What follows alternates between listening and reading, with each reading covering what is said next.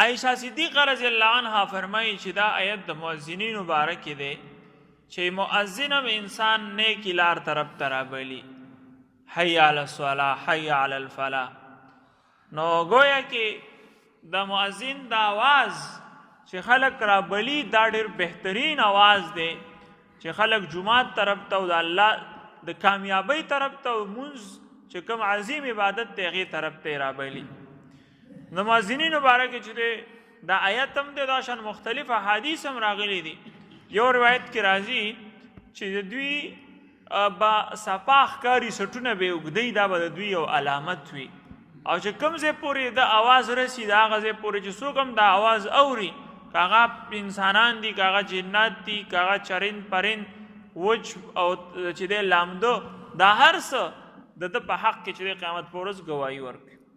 خو لکه شرط دا دی چې هغه خالص او مخلص صرف د الله دپاره، په دغه کې نور څه مقاصد نه، خالص د الله دپاره چې دی دا اذان کوي، نو الله پاک به دغه چې دی دغه لوی اجر ورکوي. او بیا چې څوک د دغه مؤذن په آواز جواب کوي، یعنی د اذان جواب ورکوي، نو روایت کې راځي چې څنګه مؤذن کلمات ادا کی، بیا بل مسلمان چې اوري هغه هم هغه کلمات هغه شان ادا کی، بیا په ما باندې درود شریف ووایي او بیا په ما دپاره د دعا وکړي د وسیلې. نو داسې کس باندې الله پاک لس رحمتونه چې دی راولي، او بیا د هر په بدل کې چې دی هغه ته الله پاک نیکي ورکوي، او څونه ثواب چې د مؤذن شوی دونه ثواب چې دی بیا د جواب ورکوونکي هم کېږي. خو دغه سیسټم نن سبا زموږ په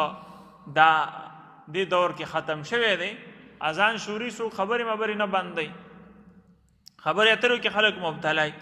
نو دا عام فضول خبرو نه څه جوړېږي نه. که یو کس چېرته داسې روټۍ وغیره کې مصروف دی، څه کې لګیا دی، بېله خبره ده. خو لکه که داسې یا مطلب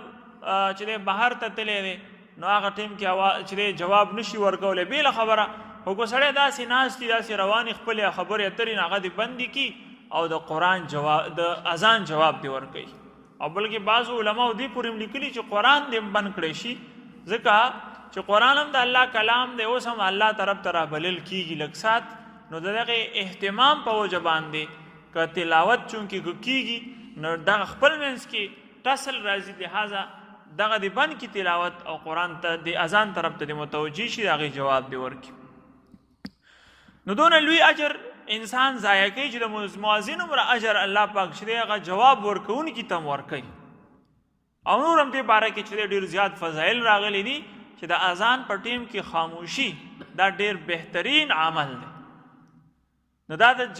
اذان چې دی اداب دي، دا اداب دا په خپله هم زده کول او خپل اولاد ته هم ښودل.